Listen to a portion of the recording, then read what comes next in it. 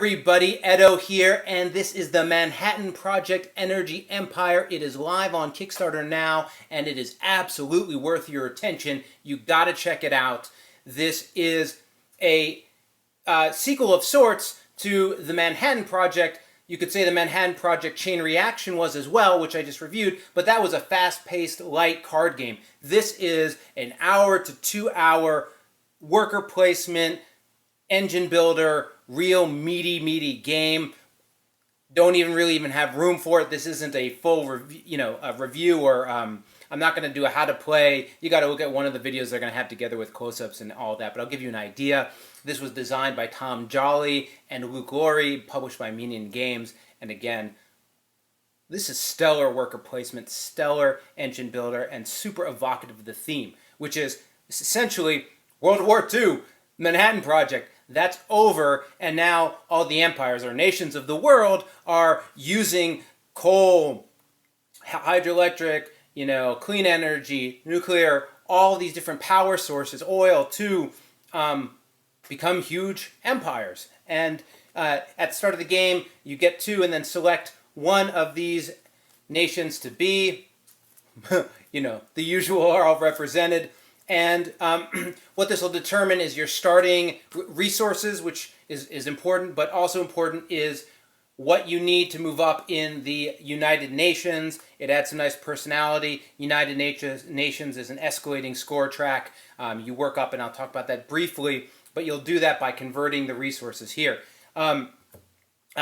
Victory point, end condition game, lots of inputs on how to get victory points, use the track to go around at the end, that kind of thing. So, you've got science as a resource, you've got oil, you've got steel, plastic, then these awesome dice, these super cool dice for each energy source, and you're going to be earning or buying or making these dice and using them each round, and they tell you how much energy you get, which I'll get to in a second, which is this really nice combo mechanic with worker placement, and whether or not you get pollution. Pollution comes in sort of standard, fair pollution, and then nuke pollution, right?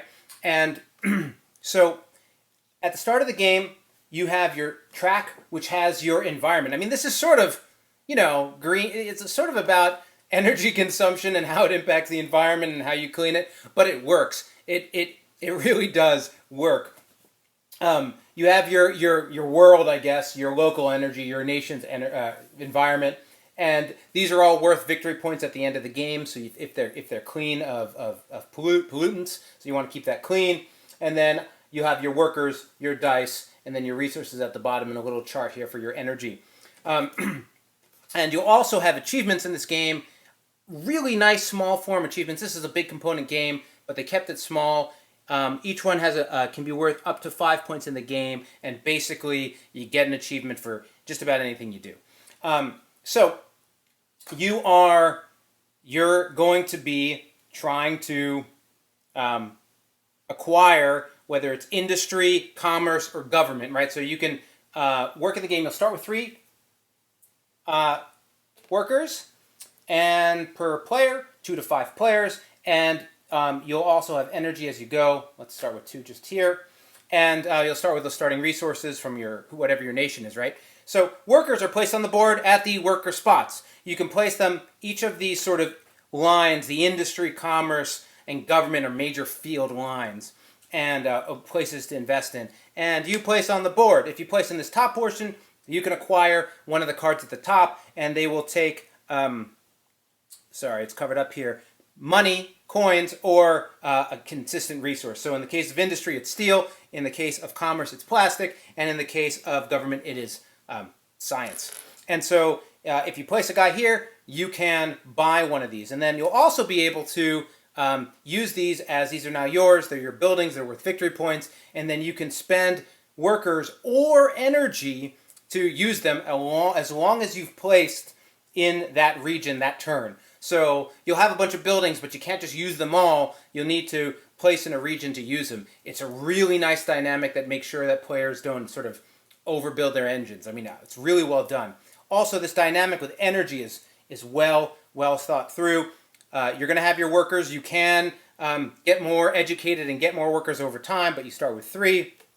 And you also have energy, which you get from the dice, which you earn from going down here and building a coal plant or a nuke plant or well, nuclear plant, solar, and you're building up these dice. So over the course of play, you might have this. Oil is handled a little differently. You just get oil from drilling or from buildings, and when you drill, you have to put it on your environment, so you're taking damage to your environment, so to speak. And then on your off turns, which I'll talk about in a second, you use these to turn them into these dice to roll for energy. So anyway, the difference is you can use energy or workers in most places, but the other piece of it is, and you have limited workers and abundance of energy as your engines go, but you can't place energy on the board. But what you can do, which is neat, is you can use energy to essentially stack it underneath a worker to place on a place where somebody else has placed a worker. What that is to say is I've locked this spot, but now somebody else is here or go somewhere else down here. I want to get in, I can, as long as I sort of essentially, have one more in energy or one more, in height than the person went before. So it's a nice way to get in, but also to block locations if you stack a lot of energy under a guy. So you are placing. So everyone's going around the board, and on their turn, what's the phase called? It's your work phase, you're placing your resource. So you can place it to get cards. You can place it in one of these spots to just get that. So you can get money, you can buy oil, you can do trading, you can make an oil drill to get 3. You can get science to see some of the global impact cards I'll talk about. So there are these other basic things you can do, as well as buy dice, and you can also spend to do your United Nations. When you've sort of run out, when you are no longer want to do the work phase, you can decide to go into what is called the generate phase, which is when you get energy. So what ends up happening is people are in their work phases, and some last longer depending on how they play, and some are shorter. So it has this nice asynchronous play where some people are still doing work, but somebody goes to generate, and then they're back to work, and then the next person goes to generate. And thinking about when the next person can generate is like a big part of play, because when you generate, you pick up your workers. So those are the moments the board clears. It's also the moment where you get to change your oil into dice, and you get to use your dice to get more energy. As people generate, you take this happens. Buildings give you pollutions, and other things give you pollutants. But when you generate, you put one on your board, and you also excuse me. Let me say that you're going to roll the dice you have, and based on the roll, some energy creates pollution, but solar energy has no pollution, doesn't pollute. So if I just had solar plants and I rolled, I wouldn't get pollution. But most do in one way or another.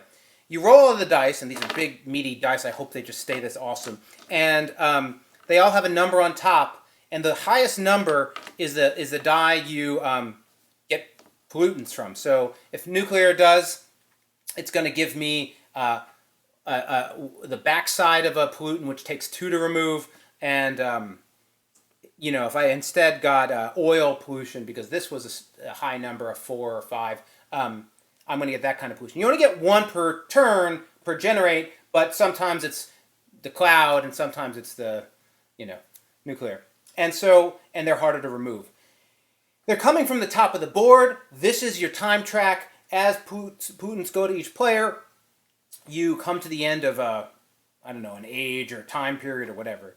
Things start getting more, the price of oil goes up, but also you have these global impact cards. Initial ones are, the first 3 are sort of minor, the last 3 are major. And what they do is they score you points for your victory points for your environment, they refresh cards at the top, and then they do something to all the players. On the science side, you can research and sneak a glance at what's coming, and it has a huge impact to your points, to how you set up your play. Really nice idea of how science plays throughout the game. And you're just working chemistry. You want to take oil and make plastic and get some research and then use it to go to steel. And, it's really got that play. The buildings all make sense. This is just a prototype, but the art is going to be great. It would appear. And I just thought it was great. I really enjoyed it. It kept my attention. It moved. Playing felt like you had a lot of decisions and a lot of dynamic choices and balancing out, your tactics and your strategy along the way.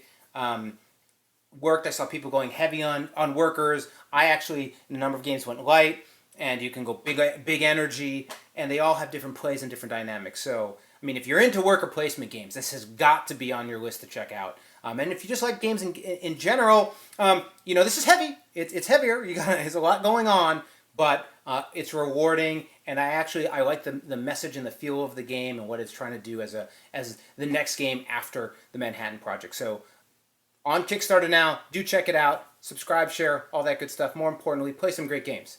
Thanks. Bye.